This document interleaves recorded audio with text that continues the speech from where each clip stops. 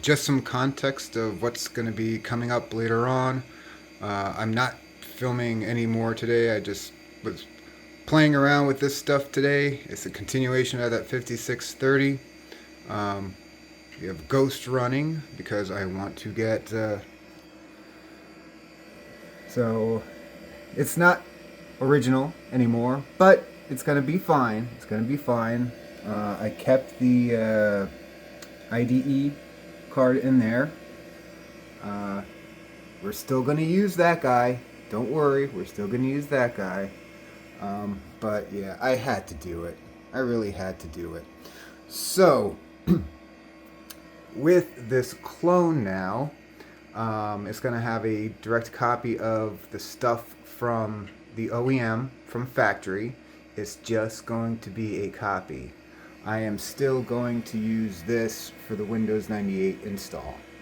Now I can't boot off of the IDE card if there's something in here. It's the BIOS is so limited. I forgot how limited that part is, or I never even bothered to think about it, because no matter whatever device is actually connected, if there's a floppy, it will do it first. If there's a CD, I think it might do zip. I think I kind of remember that. I need to play around with that. But it will also do off of an adapter card, IDE adapter card, if there's nothing on, connected to the onboard IDE. So it's like it has a built-in drive boot order, which you cannot change. I'll get into this later. I've been talking more about this than I thought I would. I thought I was just going to give you a little tease about Norton Ghost copying the stuff. Plop! This is kind of cool. By default, it will boot from the hard drive, like I said. I'm going to put it in... I'm not going to do it today. I'm fine for today. But I've tested it. Even with that hard drive in, booting off the floppy, I can say boot from the second hard drive, and then it will boot whatever OS is on. Yes, it's going to be an SSD. Right now it's just copying. I have multiple SSDs. I will play around with OSs if I really want to, but I just want to have a backup. There is a plop boot by option ROM that you can put on a network card. Problem is, I do not have any EEPROMs that are big enough to support that. So I will either try to source out a 64K EEPROM, maybe, or just keep that because just that works. Just boots off of a floppy when I want to boot off of one of these, but by default it will boot from there. Ghost is 50% done, and this is the first part of the video. As I said, I talked more than I thought I would, but yeah, stay tuned. Well, it will be in just a few seconds. Well, it is the next day, and I'm just about ready to button this up. Yes, and yes, no, it's not original, as you saw from before. I had to do it. I needed to put in a external drive bay so we can have a we can change out SSDs and whatever, but benefit is you don't know that it's there.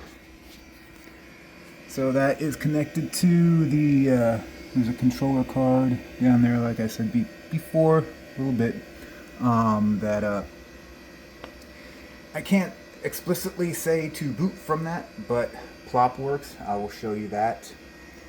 Its original 2 sticks of 64 is complemented with a 256 megabyte, bringing us up to 384, which is actually the maximum. I put in 256 meg sticks. No, I only read up to 384. So that is a limit somewhere. I mean, it's not the chipset. The chipset Can support what? 1 gig at 440BX. But uh, I guess it's in the BIOS. Maybe I should update the BIOS. I didn't update the BIOS yet. But I am just about ready to button this up because, well, there's nothing more I want to do inside here. I did take a page out of Mike's textbook and opened up the floppy drive and re-greased it because if the head is going into the center tracks, it sounds okay. When it's going back, the motor spins the other way. It sounds pretty horrible. Which does not kind of bode well for constantly booting from the plop floppy disk. More on that maybe later, but I didn't mention that before, I think. But yeah, I'm going to button this up because I think everything inside here is actually all well and tidy, and then we'll go through some of the software because there's one thing I never did with this machine that, well, I'll get to it. I'll get to it when I get to it. So in the next part, fits like a glove. Alright, so we have the machine here with all of these machines. Well, I'm working on something here right now, transplanting a few. They are viewed by that monitor and, well, various keyboards and mice because they don't all work interchangeably with each other. Alright, so let's turn this on.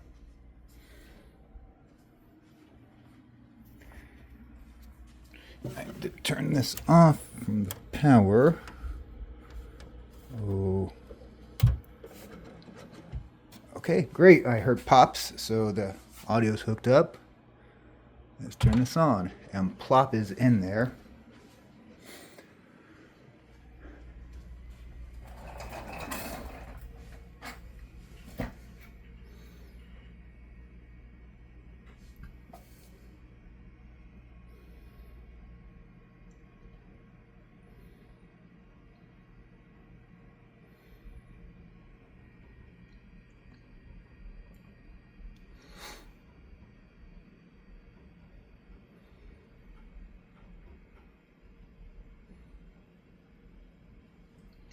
So this is a little inelegant, but it does allow me to boot from different hard drives. So we have HDA partition 1, HDB partition 1, and well, I can boot from USB at this point too.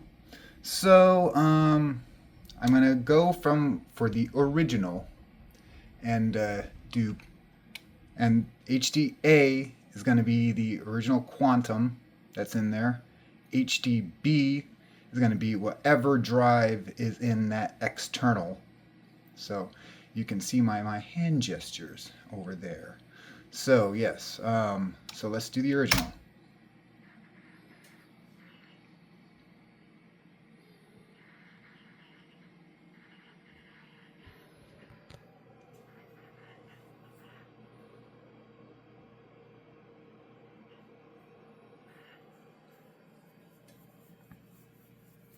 Actually, this is the first time it's going to be on the network too. I never plugged it in. So it might just take a little while for getting an IP address.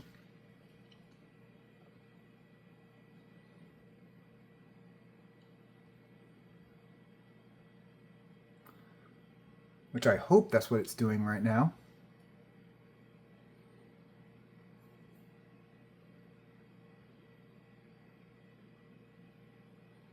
I sure hope that's what it's doing right now.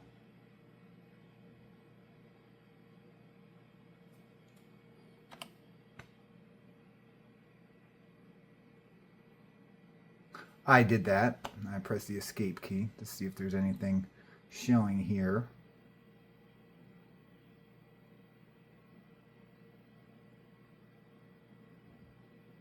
Well, maybe I should have tried the network before. Although, I mean, like, it really shouldn't. It is hanging. It has to be a network setting. It really has to be a network setting.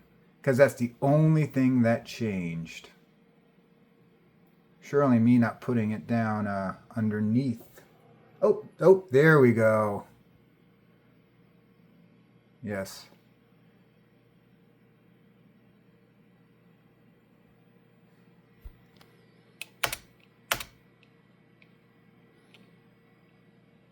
I really don't care. Oh, wow. Normally this just goes right through. Come on, computer.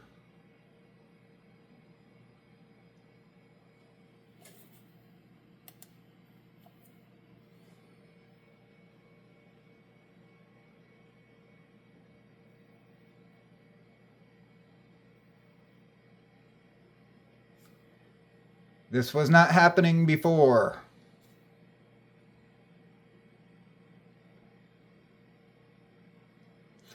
Why did I put it down there and hook it all up, acting like it's going to be okay?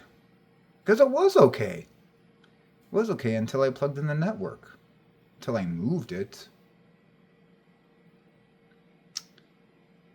Alright, well, I'm going to get you to a place where things are working? Oh, and we do have sound.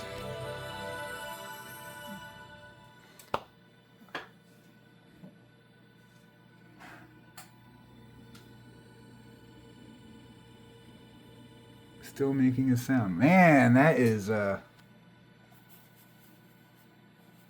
yeah, it froze.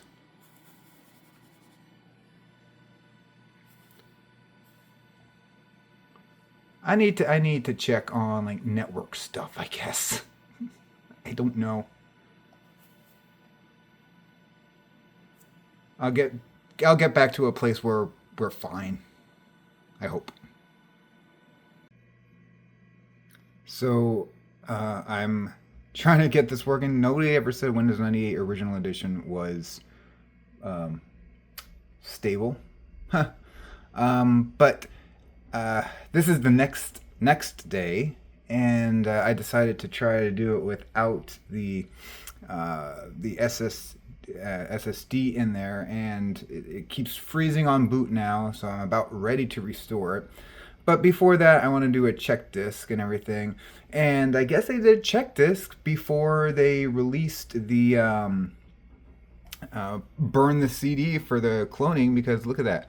Your last checked drive for errors 10,064 days ago. Just kind of curious as to... so what was that? 10,064 days, so 365. 27 and a half years ago. So I thought that was kind of funny. I'm going to do the check disk. Not sure if that's going to work. Worst comes to worst, I'll restore it again. But I just thought I want to point that out. Well, okay, now it's like maybe almost 5 days later now. But my videos, they come up when they come up, so was not in any hurry. The thing is, I can't get the internal hard drive to boot correctly anymore from that install.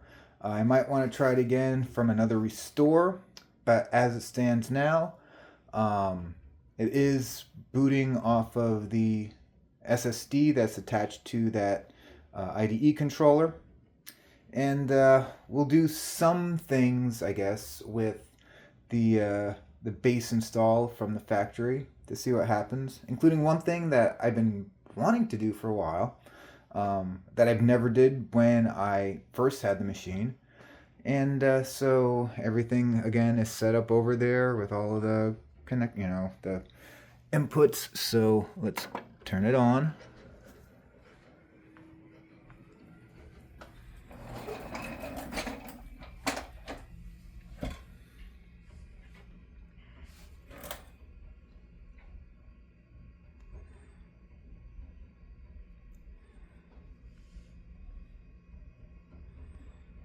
So yeah, we have the that ID card in there. It's saying the 64 gig SSD that's in there. we're booting off of the plop, which I will select the external, not external, but the SSD.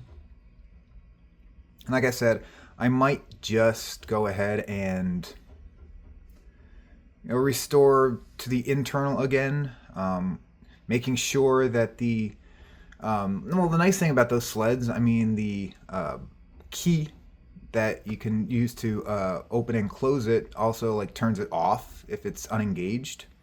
So yeah, so I could turn that off and just restore it like it would be from the beginning. But there is no hard drive sound. Sorry about that. But this install actually does work. Unlike, again, I still have the, this is D, this is the internal, the hard drive, and this does not want to boot. So I just realized something. I'm missing my optical drives. Oh dear. Oh dear. What's happening here?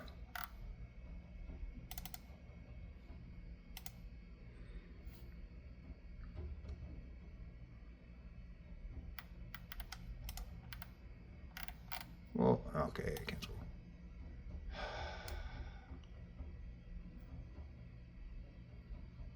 So yeah, this has to be the issue, I am assuming. That's wonderful. Let me try other things again.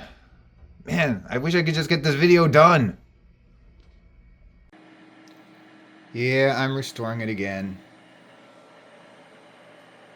The SSD is turned off. This time, there are no read errors yet. So, we'll see. And hey, look it didn't subject me to just the green screen at the end of this. It is obviously just says take out the CD and press enter. And yeah, so yeah, it didn't green out on me. So that I know why that worked better this time. The other thing too, it didn't ask for a serial number. So I guess that is put on the MBR at some point, and when they did the Windows XP, that overrode it, blah blah blah. So just some thoughts until we get back to a place. You saw it first start up before. I'm going to go to doing some exploring then. Hopefully finish this video. I didn't take out the CD.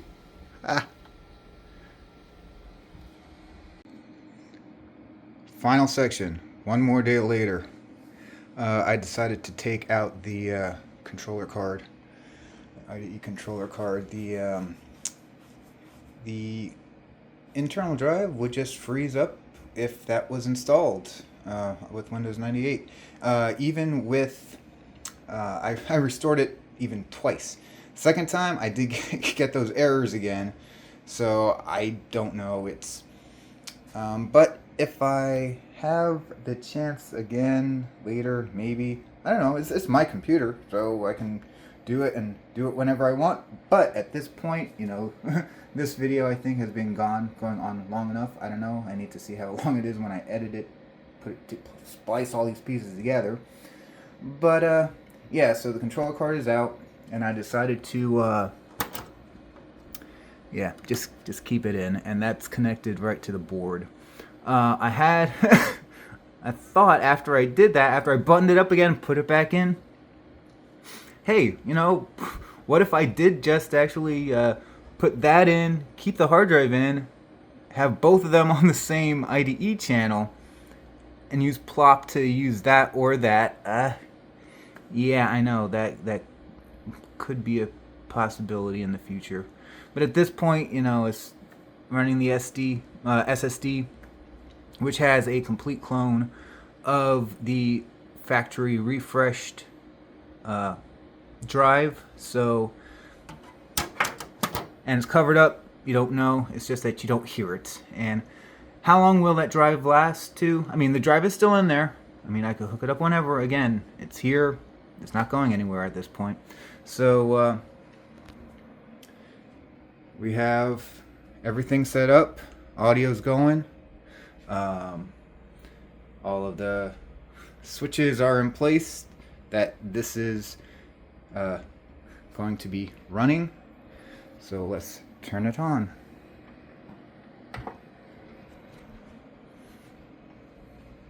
And there's basically only one thing that I want to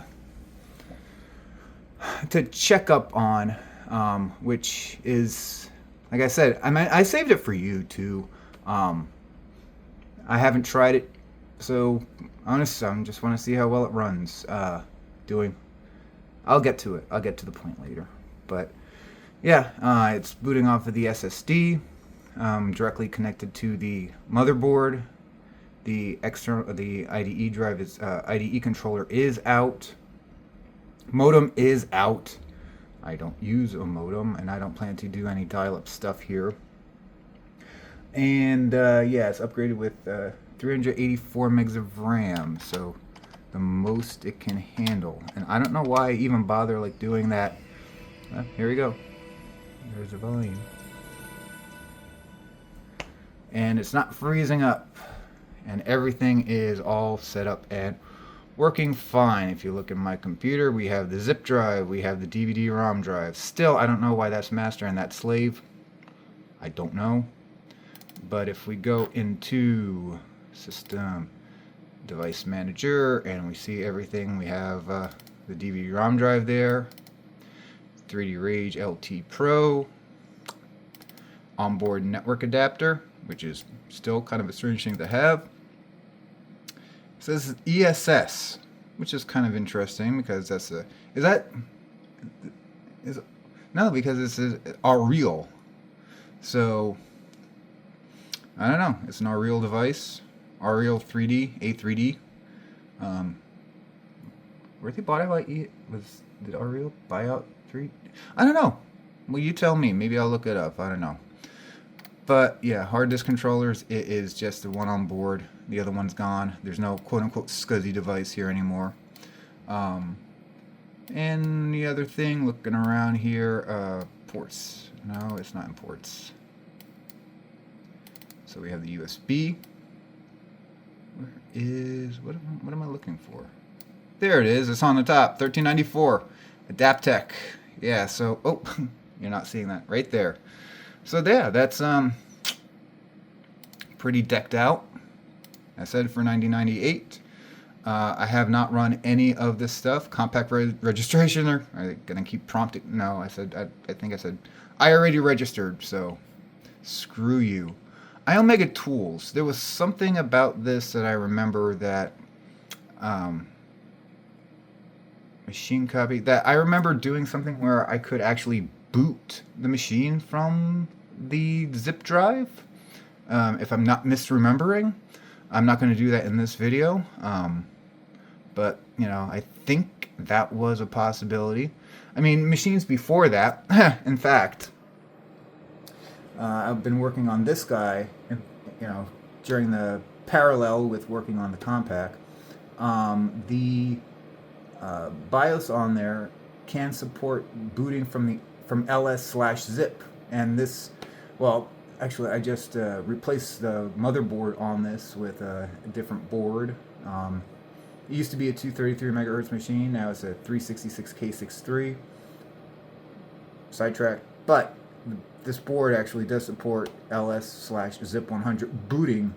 So, and it's 1 year earlier. So I'm assuming that would think that it would be doing the same thing, or could be capable. And these applications would be the stuff that you would use to do that. Interesting stuff here. There's a Compaq video phone. I'm not sure if I don't want to take. You want to take the guided tour? Okay. USB camera. Okay, optional. Plug it into the back. There's no USB in the back. Yeah. So.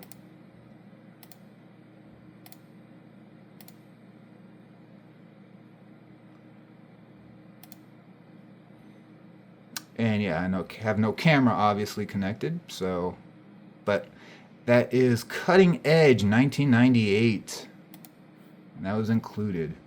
Anything interesting else? Backweb. Backweb. You know what? Backweb, I think later on, I think maybe in the time of like Open Orifice or something, I think that was also called Backweb. Where I remember in high school, people were using that on the Windows 98 machines, just screwing on with other people's machines, like opening and closing CD-ROM drives. I don't think they used it for anything nefarious, but it was just, kids being kids. So Arial 3D. Let's see. Let's do the race demo. Yeah. You're not going to get the full effect here, but yeah, this is all.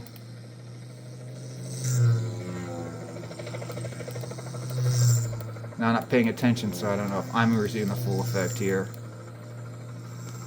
But yeah. Anything else fun before I get to my point? We have works. Color desk utility. What is that?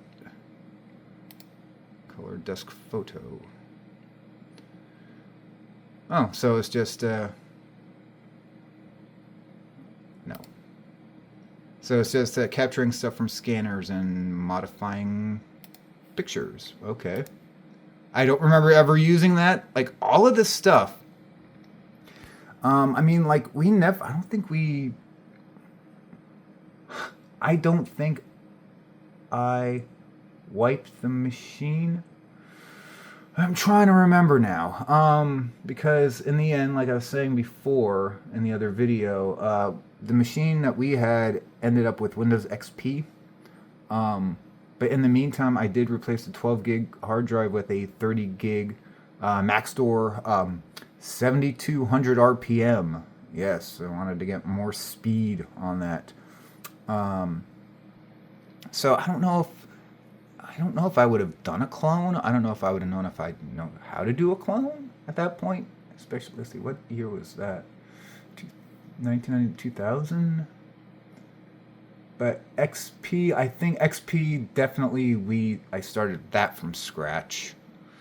I'm pretty sure. And I think all the time that we were using Windows 98 on it, I'm pretty sure. I mean, this is Windows 98 first edition. I mean, this was released in 1998, so second edition was not out at that time. And actually, it's kind of funny because I was looking at the contents of the Restore CD earlier, and there's a lot of it mentioning Windows 95. I mean, like it's copying from Windows 95 folders, blah, blah, blah. But yeah, no. And it's like, wait, did I get the real Restore CD for this? It's like, yeah. It's just that it was so early in 98's life that Compaq decided, it's like, oh, well, it's close enough. It's 95. Ring Central, funnily enough, place where I work, we're looking at new phone systems to replace Mitel. And Ring Central is one of those options that we're thinking of. I don't know which one we're going with, but I know Ring Central was tossed around, and we were through a presentation with them at least too. And it's kind of funny, like, I don't know how old Ring Central actually is. If this is actually the same Ring Central as the enterprise phone system that it is today, or if it just has, the same name because, hey, well, you know what? It's talking about phones. Ring Central. I mean, that's kind of an obvious name. Well, an obvious name for a phone-centric telephony, company. Online services, of course, we had all three of these. Well, three. What am I talking about? We were using America Online at this point. And then later, local ISP. And Internet Explorer, DV Deck. I saw another video about this. This is about pulling video from your FireWire device. Back in 1998. This is before Mac, the iMac DV. That kind of popularized that kind of thing. But 1998, Compaq, a little ahead of the curve right there. I don't know how many people used it for that, but And I think I've got everything else here that I wanted to talk about, except for this is what I wanted to test out. Because particularly, I never used the DVD-ROM drive as a DVD-ROM or DVD video player at all when we had it. And I think I said before in the previous video that like a year later, I replaced the DVD-ROM drive with a CD burner, because it's like, I'm not getting DVDs. So I've never played a DVD using these specs, although, like I said, I updated the RAM to 384 versus 128. I don't know how much that would help the DVD player process, but as far as I know, there's no MPEG-2 decoding or anything. Decoding. But it makes it go faster. I don't know what I'm talking about. But a couple years later, I had a DVD. Well, it was a DVD slash CD burner in a machine. It was a 350 megahertz AMD K62, overclocked to 400, I believe, at that point. Yes, it was. And I actually ordered an MPEG-2 decoder card for hardware acceleration. That is the word that I was looking for.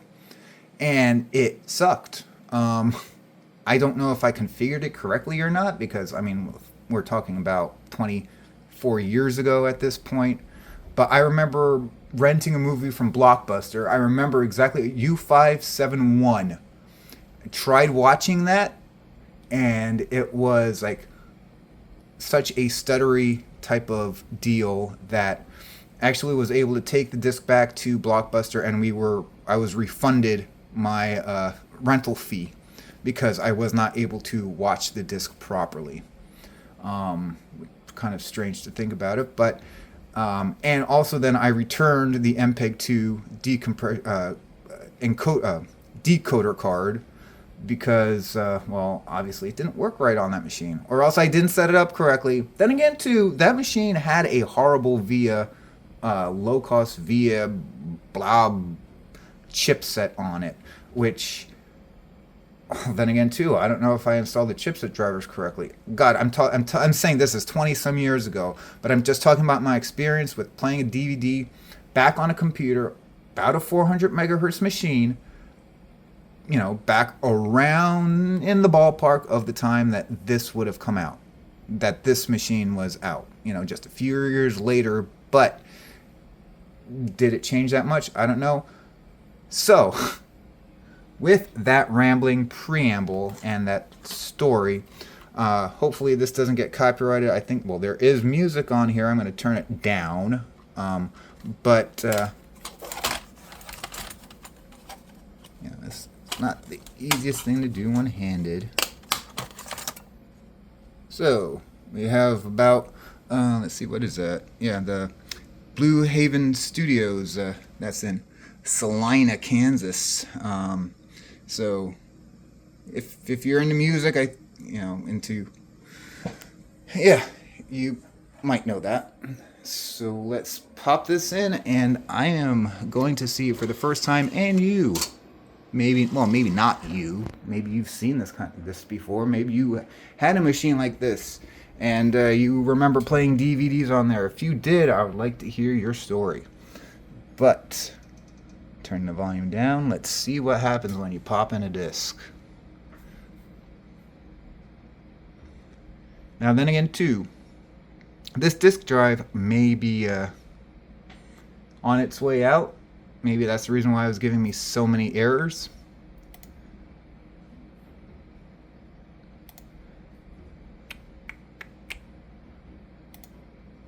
Oh, come. Oh, this is a great climax to this story.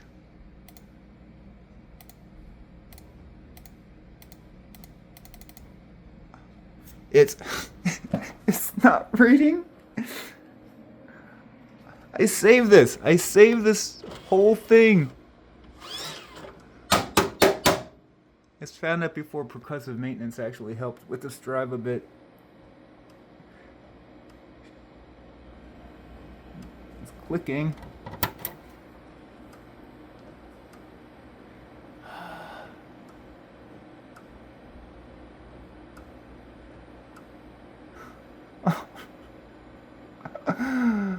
Oh, dear Lord. IDE DVD burner, anybody? Yeah, now the colors are all messed up. I guess it doesn't look too bad. I mean, it has black down there, and it's, you know, maybe it's a compliment. I did cheat. It does work. Put it together though, and finalize this whole thing. Yeah, so much for original condition. That drive is on its way out.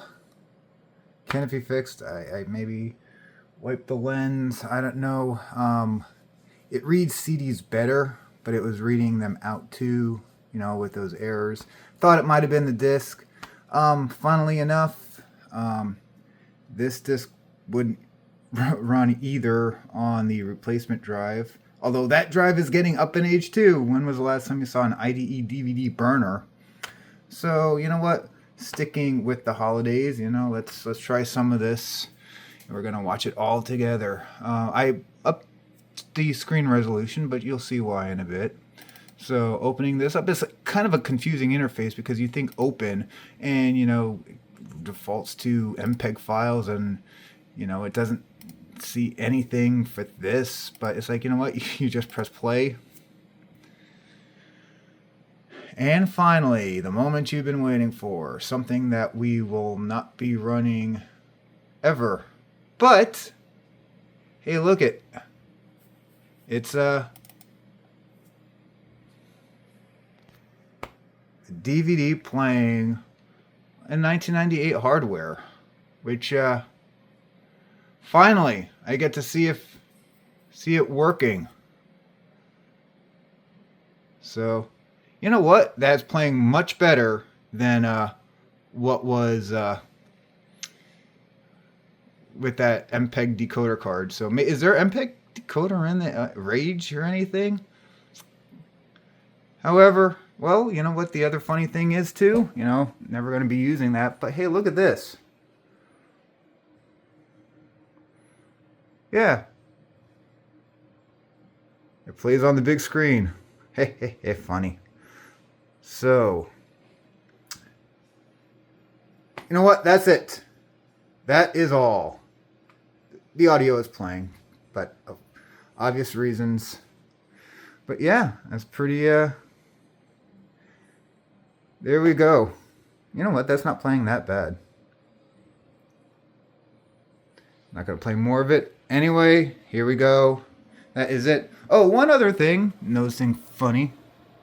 Hard drive light's always on. And that's not just it playing the DVD. That's it being stupid. With that, I finally finishing this video. I'm not touching this for another month. Bye.